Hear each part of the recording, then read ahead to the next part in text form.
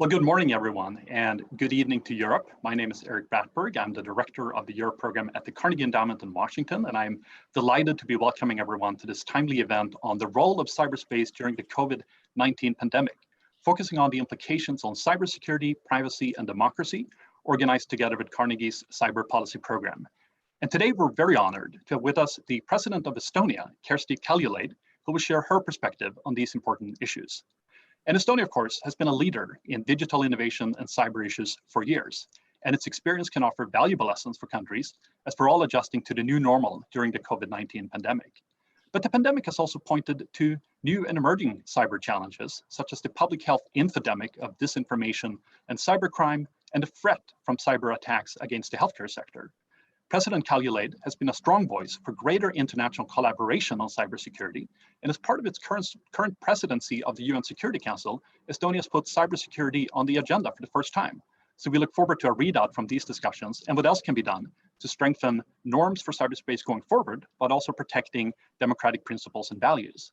To moderate the conversation, we're also honored to have with us David Sanger. He is a national security correspondent and a senior writer at the New York Times and author of the excellent book, The Perfect Weapon, War, Sabotage, and Fear in the Cyber Age.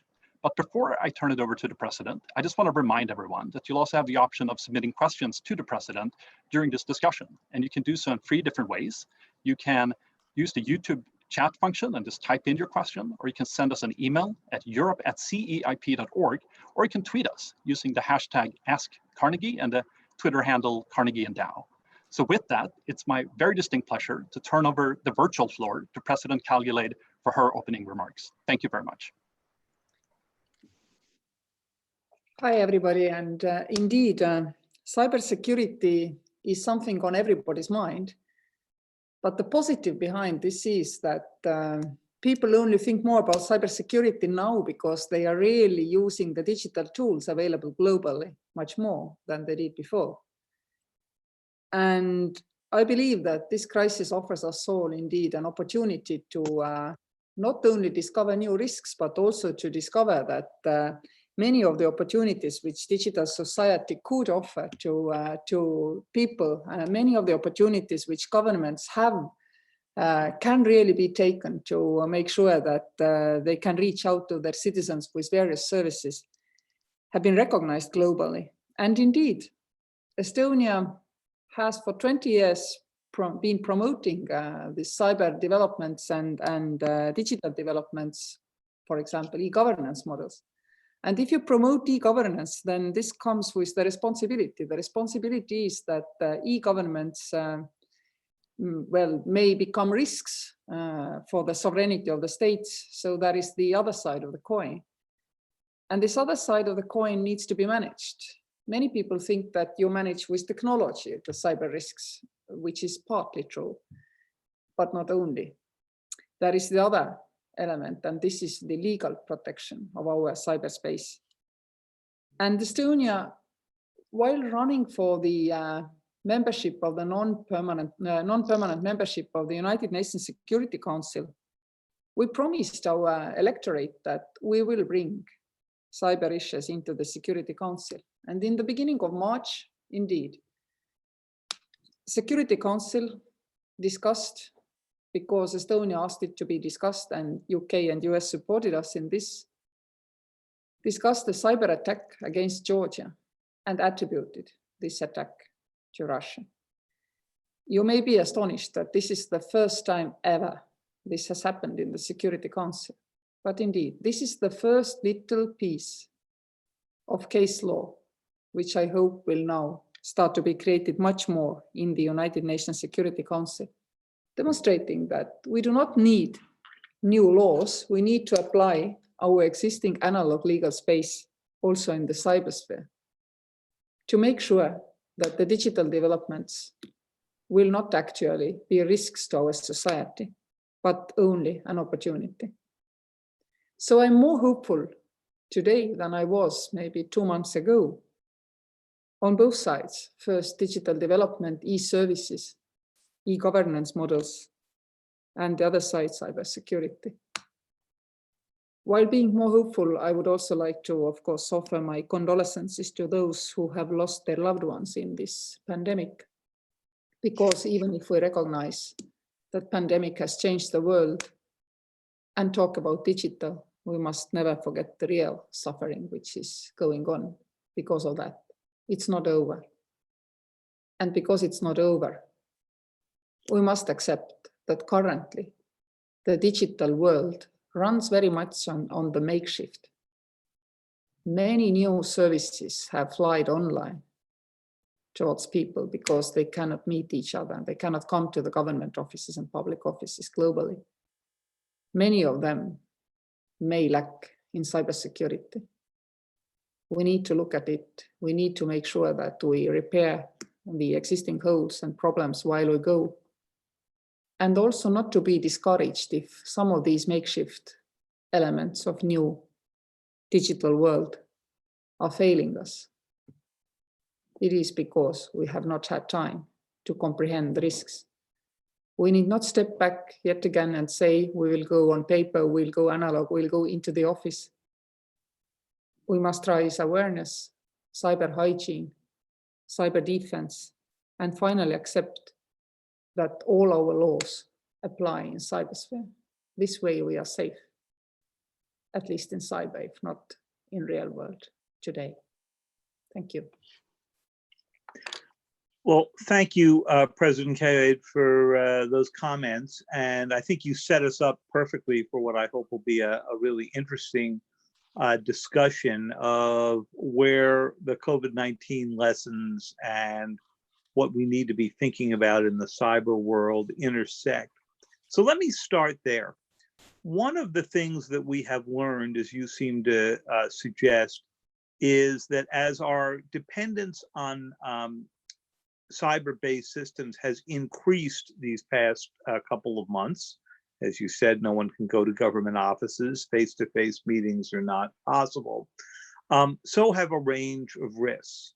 The United States just warned about 2 weeks ago that it believed that China was seeking to use cyber means to steal information about research on vaccines, which, if true, and they did not offer much evidence at the time, would be an extension of previous Chinese efforts at stealing intellectual property. You've seen, as you suggested, a lot of activity in the world of disinformation along the way, including, of course, over the origins of the virus itself. So what jumps out at you about vulnerabilities we may not have been thinking about as much 2 months ago, 3 months ago, when this all began, that now become evident must be remedied immediately? Well, frankly speaking, I don't see nothing has changed. I mean, the awareness has been rising, of course, because much more people now use digital tools. And I'm afraid much more people also seek news online, try to read medical information, and therefore fall prey for misinformation, for example. These crises, as normally crises do not create new trends. I mean, in the crisis, there is no time for new trends to develop. They only enhance what has been there already, which has been actually evident for a smaller group of people dealing with this matter, thinking about it. But now many people finally understand and realize that these risks do exist. And the main remedies remain the same as well as before the crisis. I mean, if you can, then you need to attribute. If you see something unseemly going on against your systems, they may be indeed information systems, like trying to steal data about vaccines, but they may also be attacks against the electricity systems, or we've seen also against hospitals and healthcare systems. So spend time and resources, if you can, on attribution. And meanwhile, we politicians need to create space in our multilateral system where we can go with these attributions. Currently, I mean, if you are big like US or France, you broadcast and you get some attention, and then maybe this has some positive effect. But there is no place globally where you can go and complain, because we have no acceptance yet that our analog space, which has been developed on how you don't steal, or what happens to you if you steal, or what happens to you if you attack somebody's sovereignty. We need to make sure that this all applies also in the cyberspace. And the other element is anonymity. Internet does not need to be anonymous. It's so evident, it's so obvious. European Union has created ADAS system to recognize each other's digital signatures here in Europe.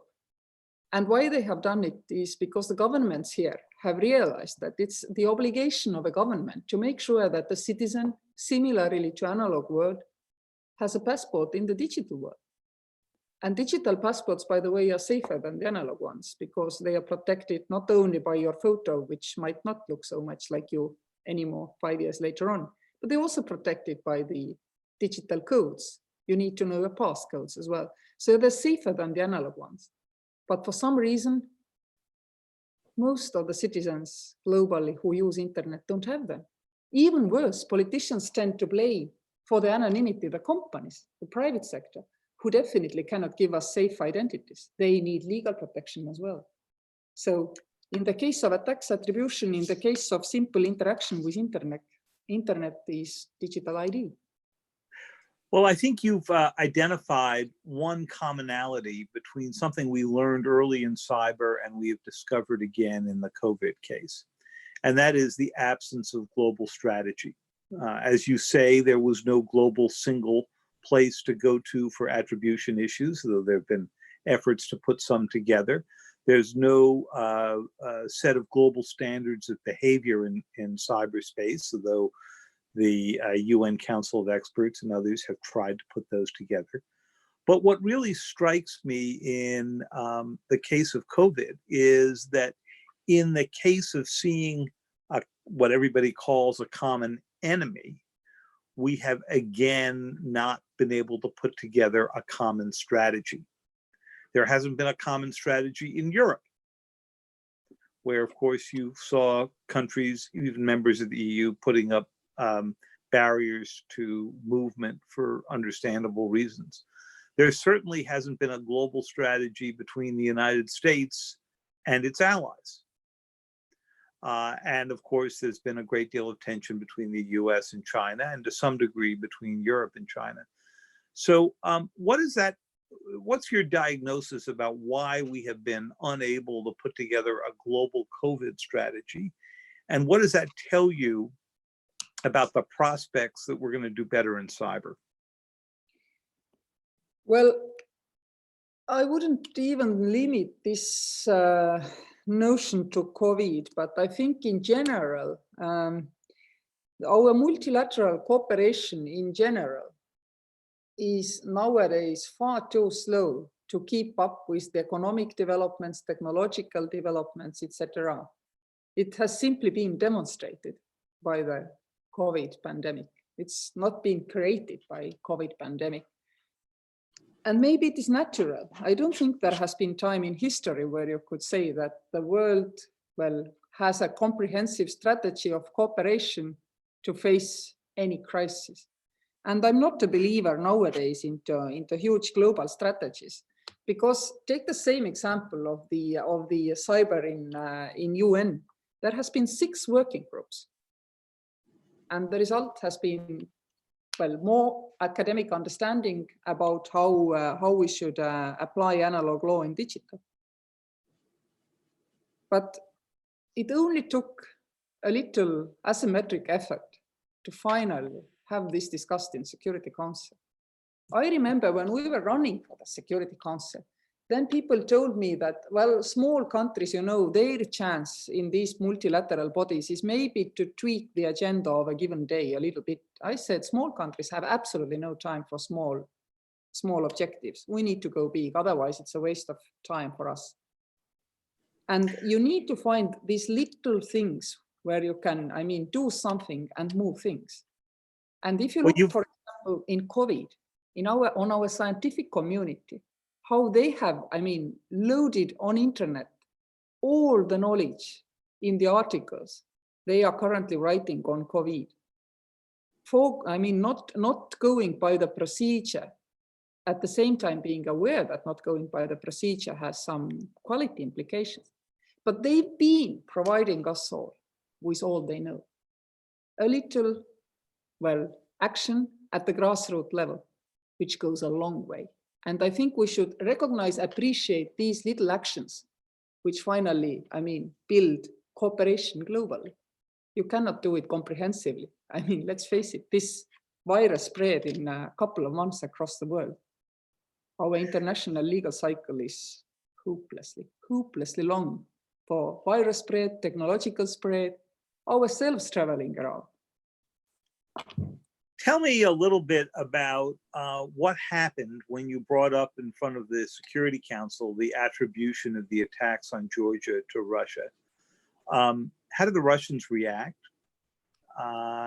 What lessons did you get from getting the UN for the first time and the Security Council for the first time to embrace an attribution?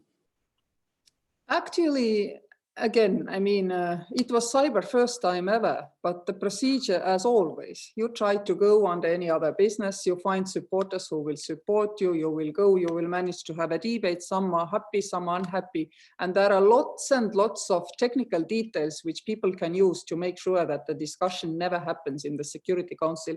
It's beautiful to follow this diplomacy, but I don't think we should go into the detail. I mean, of course, there were those who didn't like us doing it, and also those who were supporting us.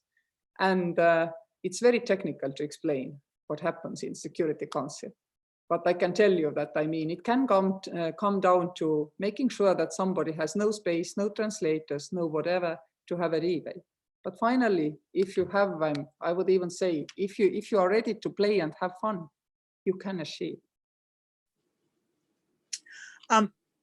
You mentioned before the e-strategy within Estonia, and of course you do all your voting electronically.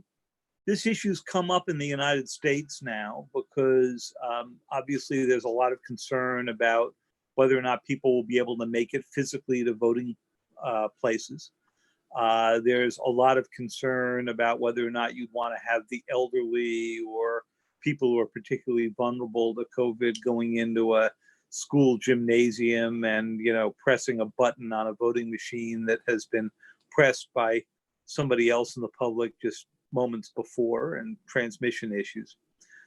And yet there is great concern here in the United States about moving to any kind of voting system that does not have a complete paper trail and backup, and particularly about moving to a system that would have you vote over an app or something like that, that would invite a man in the middle kind of attack. Tell us a little bit about what your experience has been and whether or not you think it's scalable to a country the size of the United States. Yeah, obviously it is, but you don't start, never ever providing e-government by electronic voting.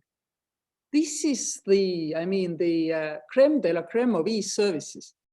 You first need to train your people on using government services electronically on low risk, and possibly also, well, let's say with some carrot involved. For example, applications for social services, applications for schools and kindergartens, e-prescriptions. And by this, I don't mean the emails, which are used as e-prescriptions in some parts of the world.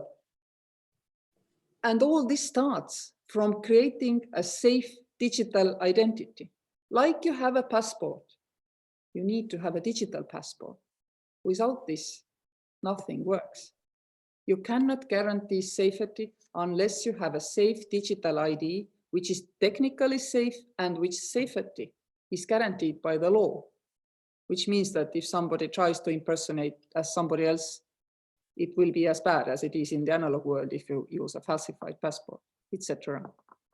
And when you have gradually built up public service online, then you simply add the e-voting.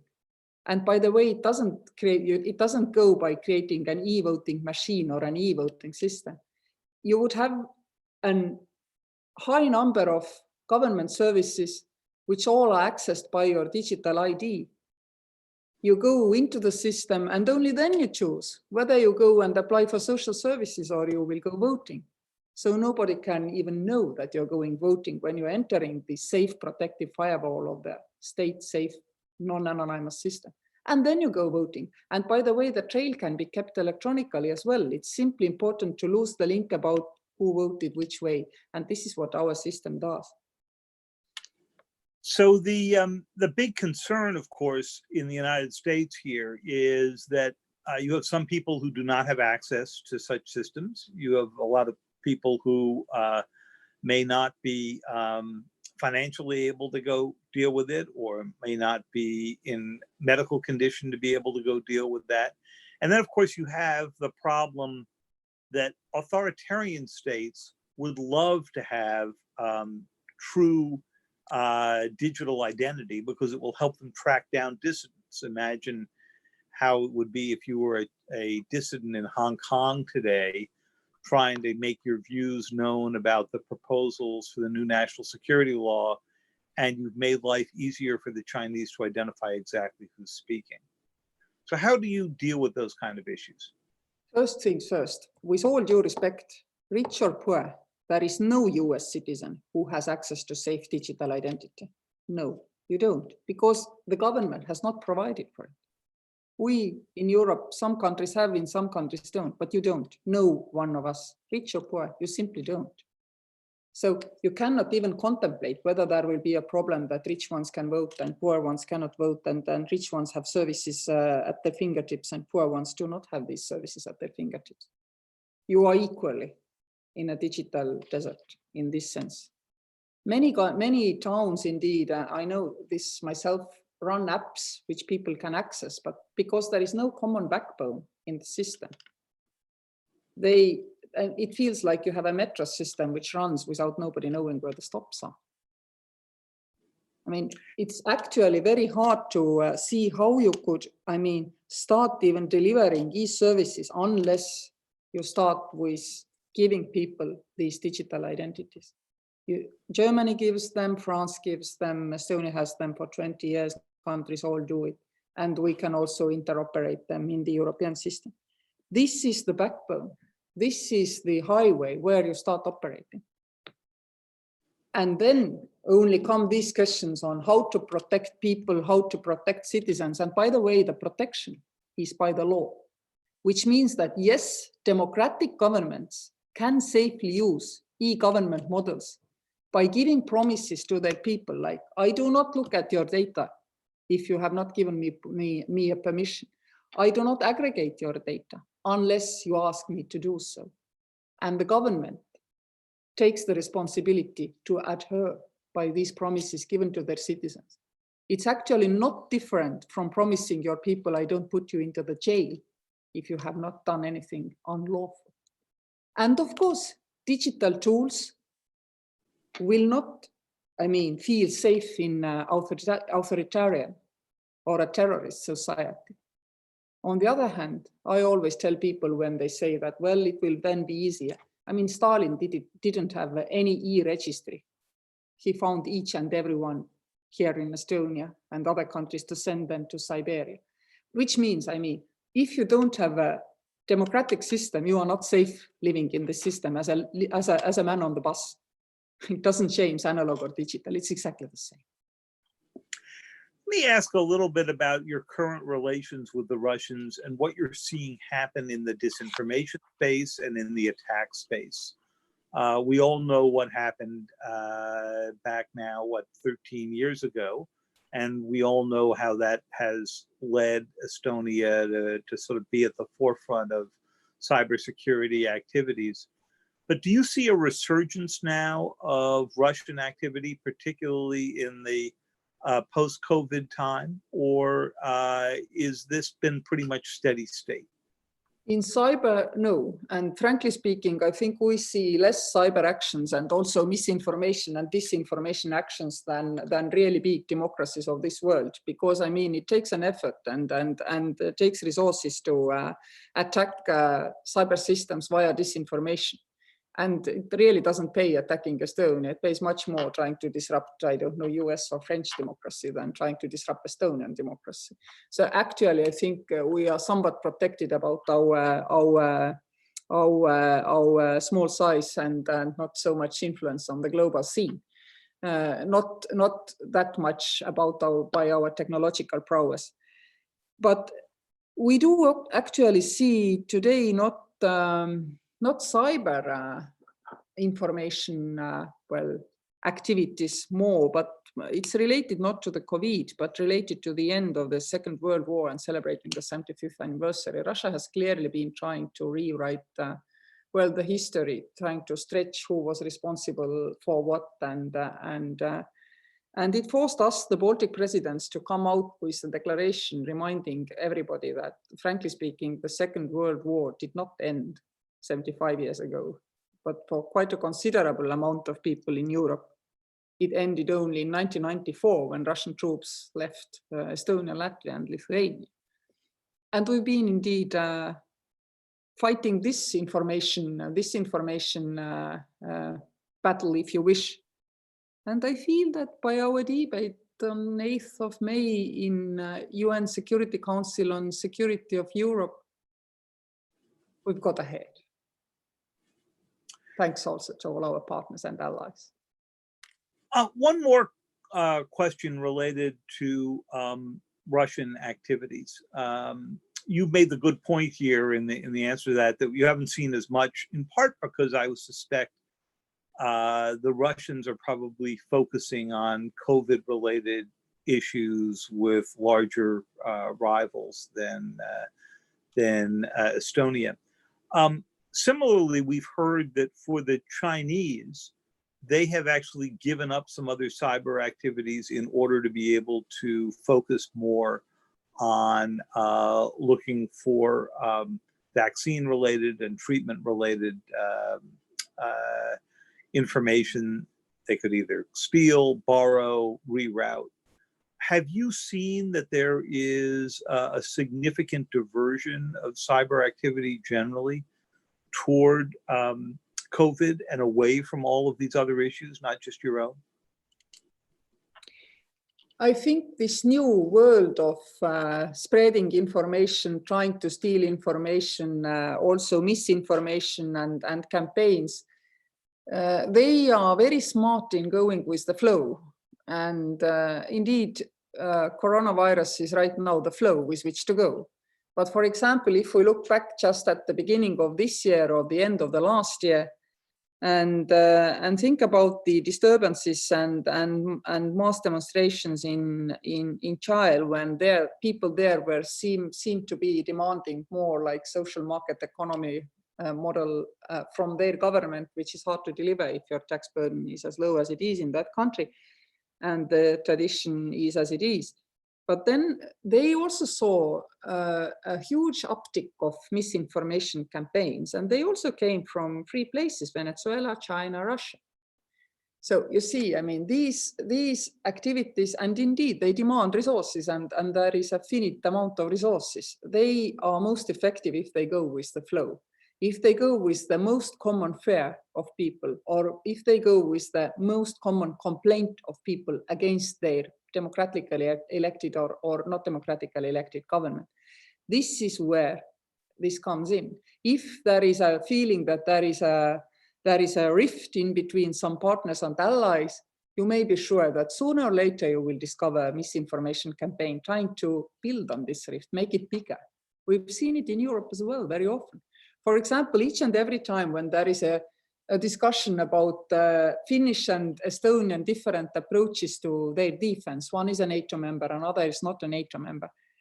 We, all the decision makers and people who work on these issues, we know there is no difference. I mean, there may be different tactics, but our risk analysis with Finns is exactly the same. Yet each and every time, well, there is a question about some technical issue, you will see somebody trying to say that in the papers in either of the countries. Well, of course, we know, I mean, Finns will not go and help Estonians in the case there were really a conflict and these things. So see, I mean, that the discussions the countries are having are effectively used by trying to also, well, serve this as the opportunity to spread misinformation, to spread lack of trust, to try to create lack of trust. Similarly, when EFP started in the Baltic states, Lithuania had to fight back an accusation that somebody in EFP had raped somebody and all these things. We remember these things and cases. And they always link to what is on our minds. So basically, if we knew what will be the next big thing on our minds after the COVID pandemic, then we know where to look for for next attacks. And I think in US it should be and must be your elections in the autumn, shouldn't it? It sounds that way. Let me ask you one other question that I have on my list here, and then we're going to turn to some for the audience, and the audience is free to send in questions, of course, along the way, and I've got a couple already. This has to do with what we've learned about the danger of supply chains. So you'll remember that prior to the COVID outbreak, we had a lot of debate inside Europe about relying on China for 5G networks. And the question was, did you want to be reliant on a foreign power to produce some of this equipment and certainly the software, with all the inherent risks that they could turn it off in times of conflict and so forth, especially at a time that you have two European suppliers, Nokia and Ericsson, that were in competition with Huawei. But now, post-COVID, we've begun to think anew about the dangers of supply chains. Here in the United States, there's concern about being over-reliant on the Chinese for personal protective equipment, for ventilators. If the Chinese beat the US or others to a vaccine, there may well be concern about being reliant on a Chinese supplier for a vaccine. To your mind, has this changed the nature of the debate in Europe? You're already seeing the British reportedly having second thoughts about relying on Huawei. Germany has not yet made a decision. But how do you think the COVID experience has changed the European perception of the dangers of supply chains, particularly those that track back to China? Well, it's even hard to say about the wider supply chain. I mean, if you talk about the 5G narrowly, then I think we have been relatively aware of the dangers anyway, and countries in Europe, while complaining that why don't we have a pan-European solution, because a pan-European solution will be easier to defend if somebody takes the governments to the court and sues because we are not respecting the EU competition and public procurement law. So EU kind of market distortion for all of us would be much nicer, but we don't have it. So we are all finalizing our own legal frameworks in order to make sure that we can control and protect the security of the 5G and networks. Various tricks are used by the governments. I mean, and mostly it is a mixture of let's say intelligence information and technical information, and this will allow to make the limiting decisions. How all this framework will hold together if we are taken into the court, well, with our own weapons, which says competition's free in Europe, we will see. We don't know that yet. But what concerns the other supply chains, then regionalization was already happening in economy. Before this crisis, and by the way, before President Trump started to discuss whether there should be more jobs in US and less outsourcing from the poorer regions of the world, the regionalization was already taking place simply because the logistics chains were getting more expensive globally to uphold. And many companies already had been thinking of the new technology means and 3D printing, etc., all these things for just-on-time deliveries and European local deliveries as well. So again, the crisis does not, well, create trends, it enhances them only. And this has been indeed going on in this case as well. What concerns the discussion about what China did wrong exactly in the early onset of the pandemic, I think there is a lot of analysis for everybody to do. But the one thing is clear already that, I mean, limiting the access to the information of your own citizens and the global community definitely could not do good for our preparedness. So it definitely broke some trust. If some people were thinking that, okay, countries may choose democratic or less democratic models of development, none of our business, they're straight. And I think they need to think again, because only democratic systems guarantee transparency. Non-democratic governments can shun the issues, can put them under the carpet. Can you imagine that you will have in US in one hospital an ununderstandable or unexplainable outbreak of pneumonia, and that this will not be reported, I mean, within a week in the local newspaper? Then the scientists of the country will gather and everybody will be informed that something weird is going on. you would have a much quicker onset of a reaction. So are you suggesting here, Madam President, that if you can't trust China to be transparent about the outbreak of a virus even within their own country, we couldn't particularly trust them when they say, well, China would never go inside a network that was built by Huawei to intercept data from a foreign country? Is that the essence of your argument? I do believe that democratic systems are built this way, that the governments cannot cheat, not their own people, nor the global community. And non-democratic governments, not only Chinese, but in general, are simply built the different way. So we have to take this into account, indeed. Good. Well, let's turn to some of the questions from some who are joining us on this Zoom chat today. One of the more interesting ones that came in is this. Today, over 40 leaders from around the world called on governments to stop cyber attacks against the health sector. What's the single most impactful action that governments must take, including at the United Nations? Should there be a particular focus in cyber diplomacy on building norms against cyber attacks on public health institutions? Well, UN Secretary General, by the way, has called for general ceasefire during the pandemic. And if we recognize that that everything we do in analog applies also in cyber, then it by definition is also a call for ceasefire in all cyber-related attacks. What is the effect? UN Security Council has not been able to fully support this call of Secretary General and word its own resolution in the matter. There's still a discussion ongoing, and we continue to towards the end until we find a solution.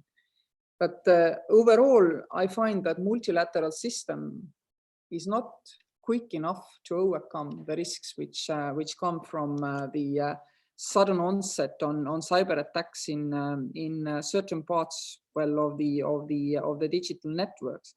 I think maybe we can create a system which I've been thinking more in the context of artificial intelligence. Like, we don't know where the singular artificial intelligence will emerge. And we could imagine that we will have a World Wide Web supporting whistleblowers. If they notice, for example, that there is a development which, I don't know, spends too much energy to be comprehensible without thinking that it has to be a singular AI emerging or other reasons, they could put bets in the system against that this is happening, and this will act like a whistleblowing chain. I think maybe similarly we could build into a network, a digital global network, a system where people will be rewarded, maybe by bitcoins or other technical monies, for their whistleblowing efforts, to make sure that some people who know by their post or because they are doing something online which allows them access to these developments, they could whistleblow safely and maybe be rewarded when they do it. This might actually work better. This is an idea which comes from Jaan Tallinn if it relates to artificial intelligence, but I don't see why you should not be using it for the lesser forms of digital developments than singular AI. You've mentioned the UN a few times, and of course, Estonia is sitting in the chair in March. But we've only made a brief reference to NATO. And one of the participants in our forum today has asked the question, how can formal alliances like NATO be improved to ensure a secure and stable cyberspace? I've been struck in my own reporting at NATO that they were focused understandably on the security of their own networks, which are constantly under Russian attack. But they've been extraordinarily slow to embrace offensive cyber strategies the way they have in, say, the nuclear arena or even in conventional war. Do you see an improvement in that, or is NATO still sort of stuck back in a previous age? There are actually many aspects to this question. First thing is, for this kind of development, you need to recognize cyber as a domain. NATO has done this quite a long time ago. Second, you need to understand what is your legal framework for acting in the cyber domain? NATO has established a Center of Excellence on cyber in Tallinn, and Tallinn Manuals 1 and 2 give us quite good understanding of the legal framework where we sit in this case. And then you can start developing your strategies in cyber. Most of them indeed are defensive, and there are not, even among NATO members, it's not a majority of countries who have declared how they see how international and their own law applies in the case of cyber conflict. Some have done so, UK, for example, Estonia, for example. And based on these declarations, I think we can also understand what are the potentials to pool our capabilities in digital and in cyber. And if more and more governments declare their intentions, well, with necessary ambiguity in the system, of course, this is also needed. Then we can start understanding what is our collective capacity to fighting back also in the cyber domain. One of our participants has asked the interesting question, how has the pandemic changed your own interactions with other heads of state? Yep. Actually, again, there is a trend already of enhancing, let's say, person-to-person discussion power as compared to the old diplomatic frameworks where it was a chain of 10 people in one country and then in another country to organize a phone call between the leaders. This is gone as we know it, and in the crisis this has been demonstrated even more clearly. In 8 weeks I talked, and these discussions were often as long as they would have been if I had made a visit to another capital, to 31 leaders of other countries or international organizations like WHO, World Health Organization, OECD, and IMF. So it has been enhanced through this crisis, and we've even had a kind of accidental meetings, that one meeting is not ended yet, and in the same life-size room somebody else comes up, so you may have even much more interesting combination of presidents in one life-size room accidentally. And have you been concerned along the way about the security of those conversations? Obviously, when you're controlling your own network within your own government, whether it's the United States over its classified systems or Estonia over its e-systems, you have control over it. When we're all having this Zoom conversation, we hope we're protected by a password, but not much else. Have you noticed a particular concern among fellow leaders about the security of their conversations with you? First of all, we don't use Zoom. Zoom has been demonstrated as to be relatively weakly protected. We use some other models of let's say interaction. Second, of course, you don't discuss in these debates things which, I mean, if it's face to face and with video, then you don't go at the really secret level. If that is needed, then you descend into different rooms with different connections, which are easier to arrange among your NATO allies, for example, of course.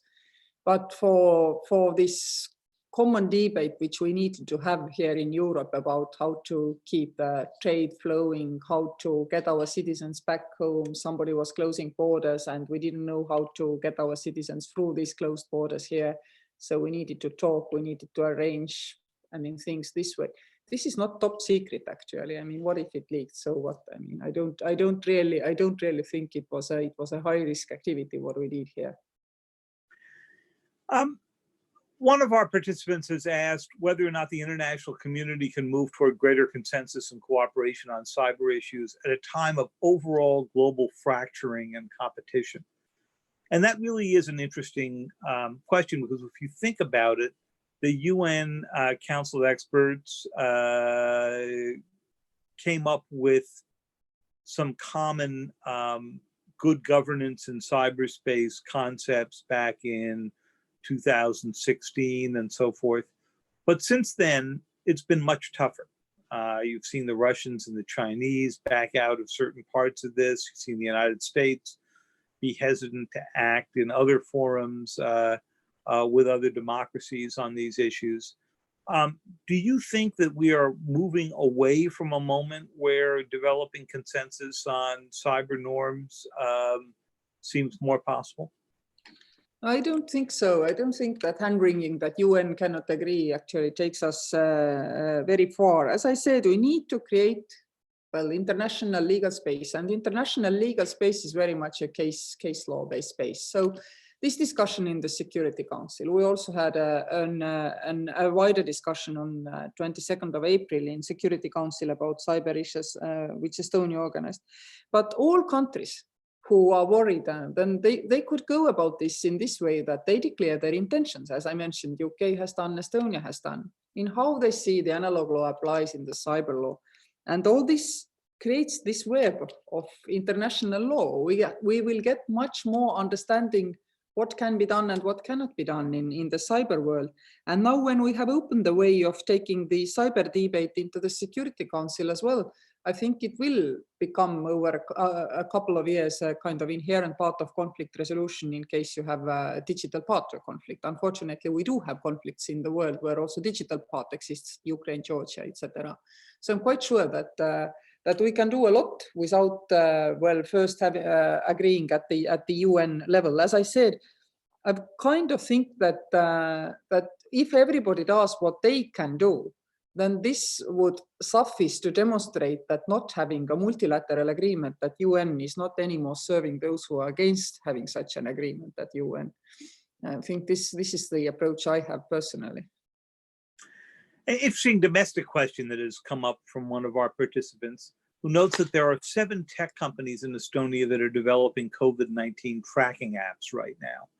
Interesting question is, will the app be mandatory? And this gets to the question of your freedom to drop out from a digital system if you decide as a citizen of Estonia, you just don't want to be part of it.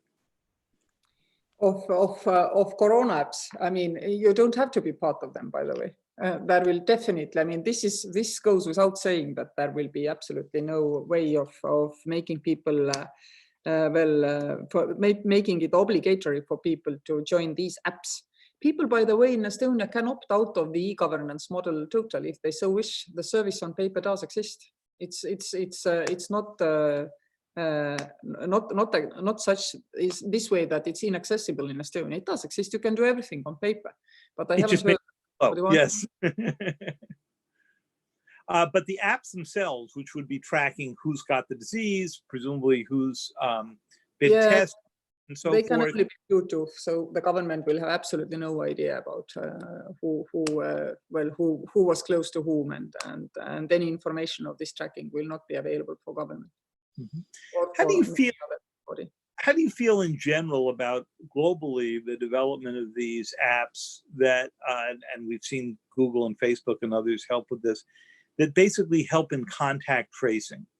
Because it would require you to think differently about your personal privacy and protections. If somebody can come to you, Madam President, and say, please hand me your cell phone. I want to see everybody who you've come within 6 or 12 feet of in recent times, because we have to contact trace for purposes of tracking down potential carriers of COVID-19. Tell me how you think that debate is proceeding. First of all, I'm very happy that we are having this debate, and by this people are recognizing that they have the rights as citizens not to comply. I mean, you are not obliged by the law to give up your cell phone, or you're not obliged by the law to, if you have not done anything criminal, you're not obliged to tell whom you met and so on. For example, yes, our health agency has been doing contact tracing, but it's been based on the voluntary information given by the people themselves. And if somebody has not been given this information, then, well, maybe we're sad about it, but that's life. I mean, it's not possible to force people to give data. And of course, nobody has been verifying whether they've been giving the true data or complete data. So I think we've learned a lot ourselves through this discussion that, I mean, our democratic rights still apply, and even in this special situation where the government has declared emergency.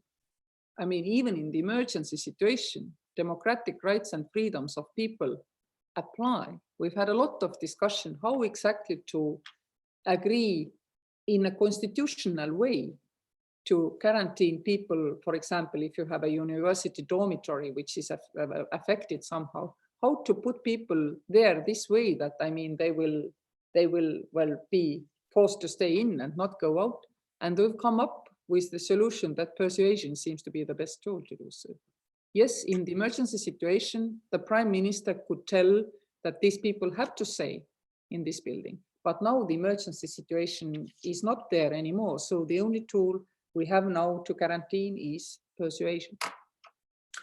That takes us to another question from another one of our participants, which is, do you expect that the EU will be using its cyber diplomacy toolbox, potentially sanctions included, much more in the future? So this moves us over to the European Union and its efforts along these lines. Quite possible, because suddenly far more people than 2 months ago realized that cyber or digital, it all exists. And political actors normally can only do which their citizens understand and support. So if there will be more understanding and support from the citizens and demand for using these things, then of course this will happen. Previously, there was no demonstrable case that this is as important part of our life. I mean, we all know that we act and transact over internet at least half of the times when we act or transact nowadays. But now it's more pointed, more pronounced, and there will be citizen demand, I am quite sure. And politicians in democratic countries, by the way, only do what citizens demand them to do. We've got a couple of questions about disinformation, and most of them, the most interesting ones, sort of cast this forward. So let's assume for a minute that we're really only in the opening innings, to use an American baseball analogy, of the current COVID pandemic. Do you suspect that this is going to become a big territory of disinformation going forward, from the Russians, from the Chinese? What are you on the what are you and is your government on the lookout for? Well, not only in cyber, we know that also in the very much analog life, meaning planes flying, soldiers delivering masks, etc. We've seen that this kind of, I mean, trying to use this pandemic to forward your own political interest and your own propaganda has been seen. And of course, it will continue as long as this is the most important issue on our mind. So indeed, I think we need to be aware that if it exists and is important enough, then it will be used to forward, own interests by those who find it morally acceptable. And who is it in your mind who needs to call out this disinformation? Is this a UN role? You've seen a new group come together in Geneva, supported by Microsoft and by the Hewlett Foundation and others, to begin to call out both attribute attacks and call out disinformation from Geneva, though again, they're a privately organized group. Who's the right group to call out disinformation? Because of course, any group will be accused of twisting to their own agenda the definition of what disinformation is. Mm-hmm. And that is why I believe it is best to leave the discovery of disinformation and also busting it to very much the grassroots, which has been the case here in Estonia. For example, before the elections, we have both voluntary and also state officials who are or people who work for the government who are actually looking through internet to find this information. And of course, you don't find everything, but if you can discover, let's say, one case where somebody claims there was a fight between Estonians and Russians in part of Tallinn at a given date, and the photo there is given as if of this occasion, and you could clearly see that there is snow in the picture, and you know there was no snow in this part of, I mean, Estonia or in Estonia at that day at all, then you can simply, I mean, put out this information and show people that, I mean, not everything you read online is trustful. In addition, you can then turn to Facebook if this happens to be the media which carries it, and while you cannot demonstrate to Facebook that this data is false, this is not necessary if you can demonstrate that the accounts were not belonging to the real people, which is easier to do. I mean, then Facebook is convinced and takes stuff down. But this cannot be done by any one body. I mean, the bodies can be used to gather the data, to analyze it, and to disseminate information, like EU Stratcom East, for example, or the hybrid risks center of excellence of NATO in Riga, or European Union in Helsinki. I mean, they are the bodies which analyze and create systemic data which people then can use. But nothing helps better than grassroots. I mean, myth busting or grassroots busting of this information. It is effective because it raises awareness in the society, not because it captures everything. For small language groups, by the way, this is the only way to do things, because I mean, Facebook or Google or anybody in EU is not going to help Estonians. I mean, to find misinformation online, we have to do it ourselves anyway. So I mean, it doesn't make sense for many smaller language groups to rely even on any international cooperation. And then I come back to the digital identity. If people know that there is a safe part of the internet where you know with whom you are acting and transacting, because you have both signed in digitally and therefore virtually, I mean, you have shown each other your passports, then you learn inherently that those people who haven't done so, I mean, they cannot be trusted. There is the safe thing and there is the fun thing. I mean, the internet for fun, which should not be believed. You can use it, but I mean, you should not, believe it too much. Very good. Well, Madam President, this has been a great conversation. If you have any final thoughts you want to share with us, please do. And then I'd like to turn this back over to Tim Maurer of the Carnegie Endowment. I really hope that we quickly overcome this pandemic and we'll be able to control the spread of the disease much better in the future. And I do hope that we all draw one conclusion from all this, what has been going on, where actually all different social models and different ways of managing states have been tested by this pandemic, that we draw the necessary conclusions and make our systems of providing governance to our people stronger in a way that more people globally feel that their state is not there for power, but their state is there for support. If this can be achieved, then I believe the world will be a better place. But if you think in cyber terms, then I really hope that people will not go back to paper after all this effort. And particularly, I believe this will concern healthcare and education. Well, I thank you very much for this conversation. I've enjoyed it greatly. And Tim, do you have any final thoughts for us? Thank you, David, and thank you, Madam President, for this fascinating discussion that covered a lot of ground. I'd also like to thank all of you on YouTube that joined us for this event. If you are interested in these topics, please check out the website of Carnegie's Cyber Policy Initiative, where we discuss and share ideas on cyber norms, supply chain integrity, cyber insurance, influence operations, and much more. The link is carnegieendowment.org/cyber. And thanks again, everybody, and goodbye. Thank you. Thank you.